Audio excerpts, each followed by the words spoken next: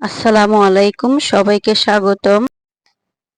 আজকে আমি আপনাদের সাথে শেয়ার করতে যাচ্ছি রসুনের আচার। এটি একটি খুব সহজ রেসিপি। রসুনের আচারটি খেতে অনেক মজার।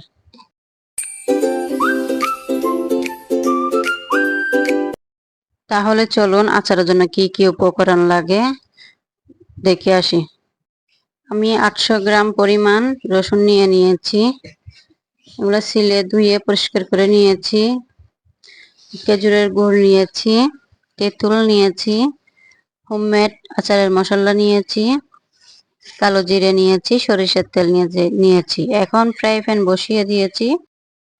তেলটি গরম হয়ে গিয়েছে। আমি এখন কালো জিরে দিয়ে দিচ্ছি। কালো জিরে দিয়ে আমি 30 সেকেন্ড কালো জিরেগুলো ভেজে নিব।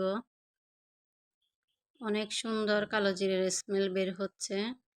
এখন দিয়ে দিচ্ছি আমি রসুনের কোয়াগুলো। রসুনের কোয়াগুলো দিয়ে ভালো করে আস্তে আস্তে 5 মিনিট ভেজে নিব। 5 মিনিট ভাজার পর দেখবেন আপনার সরিষার তেলটি যদি খাঁটি হয় অনেক ফেনা হবে। আচার বানাতে বোঝা যায় সরিষার তেল কোনটা খাঁটি। মিনিট রসুনগুলো কষিয়ে নিব তেলের মধ্যে। আপনি আচার বানাতে আসলে বুঝতে পারবেন আপনার সরিষার তেলটা কি খাঁটি নাকি ভেজাল আছে। কারণ খাঁটি সরিষার তেলের মধ্যে অনেক ফেনা ফেনা হয়। দেখুন আমার আচারের মধ্যে কিভাবে ফেনা ফেনা হচ্ছে। আমি চুলার আঁচ এখন কমিয়ে দিয়েছি। কমিয়ে দিয়ে এখন বাকি মশলাগুলো ইউজ করতেছি। আমি এখানে দিয়ে দিয়েছি রসুনের পাউডার, আদার পাউডার, সাথে একটু বিট লবণ দিয়ে দিলাম। এখন দিয়ে দিচ্ছি আচারের মশলা। আচারের মশলাতে মরিচ আছে, শুকনা মরিচ ব্লেন্ডার করা, সব রকমের মশলা ব্লেন্ডার করা আছে। তার কারণে আমি লাল কোনো মরিচ ইউজ করব না। এমনি শুকনা গোটা মরিচ লাস্ট পর্যায়ে ইউজ করব। এখন আমি ভালো করে নেড়ে দিচ্ছি মশলাগুলো দিয়ে। চুলাটা একদম লো আছে। নাড়তে নাড়তে দেখবেন এক সময় রসুনের কালারটা চেঞ্জ হয়ে গেছে। তখন আপনার বুঝে নিতে হবে আচারটা হয়ে যাচ্ছে। তো আমি এরপরে বাকি মশলাগুলো ইউজ করব। আপনারা দেখতে থাকুন। অনেক ফেনা হয়েছে এই আচারের মধ্যে, কারণ তেলটা হচ্ছে খাঁটি সরিষার তেল।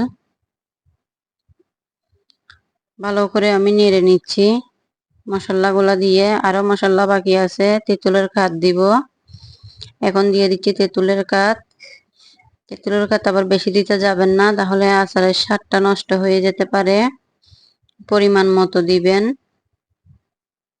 আমি 800 গ্রাম রসুনের মধ্যে 100 গ্রাম মতো তেঁতুল দিয়েছি। তেঁতুল দেওয়ার পরে আমি ইউজ করব খেজুরের গুড়টা ইউজ করব। খেজুরের গুড় আমি এখনো ইউজ করি নাই, এখন ইউজ করতেছি। খেজুরের গুড় দিয়ে দিচ্ছি এখন। এটা দেওয়ার পরে আর বেশিক্ষণ রাখতে হবে না চুলায়। আর আমি তেঁতুলের খাদ বানিয়েছি, এখানে কোনো পানি ইউজ করি নাই। এখানে সাদা সিরকা দিয়ে খাদটা বানিয়েছি। এখন খেজুরের গুড় দিয়ে ভালো করে নেড়ে নিচ্ছি। দেখুন কত সুন্দর কালার আসছে। রসুন এমনিতেই সিদ্ধ হয়ে যায়, 15-20 মিনিট লাগে না। 15-20 মিনিট থেকে বেশি লাগে না রসুনের আচার বানাতে। দেখুন মাশাআল্লাহ কত সুন্দর কালার আসছে। আমি এখন লবণ দিয়ে দিচ্ছি পরিমাণ মতো। এখন দিয়ে দিব লাস্ট পর্যায়ে এসে শুকনা মরিচ। শুকনা মরিচ আসলে জ্বালার জন্য দেই না, শুকনা মরিচ দিলে একটা ফ্লেভার আসে এক্সট্রা, তার কারণে শুকনা মরিচটা ইউজ করা হলো।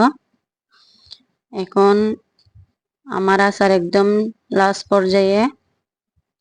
দেখুন রসুনের কালারটা চেঞ্জ হয়ে যাচ্ছে আস্তে আস্তে।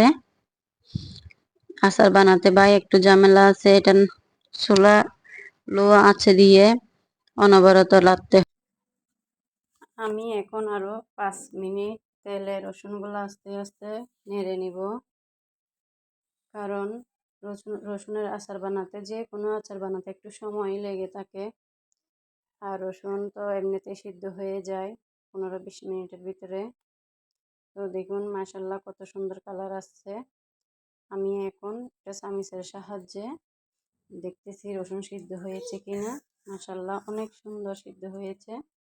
আচারের কালারটা অনেক সুন্দর আসছে। দেখুন আপনারাও যদি আমার রসুনের আচারটা আমার ভিডিও দেখে তৈরি, মাশাআল্লাহ কত সুন্দর হয়েছে আমার রসুনের আচারটা। আমার রসুনের আচারটা যদি আপনাদের ভালো লেগে থাকে সবাইকে শেয়ার করে দিবেন, সবাই যাতে আমার ভিডিওটি দেখতে পারে। দেখুন এখন কত সুন্দর আসছে কালার। আপনাদের যদি আমার ভিডিওটি ভালো লেগে থাকে অবশ্যই কমেন্ট করবেন। দেখুন আপনাদের কি খেতে মন চাচ্ছে তাহলে 500 গ্রাম রসুন এনে বাসায় হোমমেড রসুনের আচার রেসিপিটা অবশ্যই বানাই। খেয়ে আমাকে অবশ্যই কমেন্টে জানাবেন কেমন হয়েছে রসুনের আচার। বাসায় সবার জন্য যদি এরকম রসুনের আচার বানাতে পারেন তাহলে বাসার সবাই খেয়ে অনেক খুশি হবে, আপনারা অনেক প্রশংসা করবে।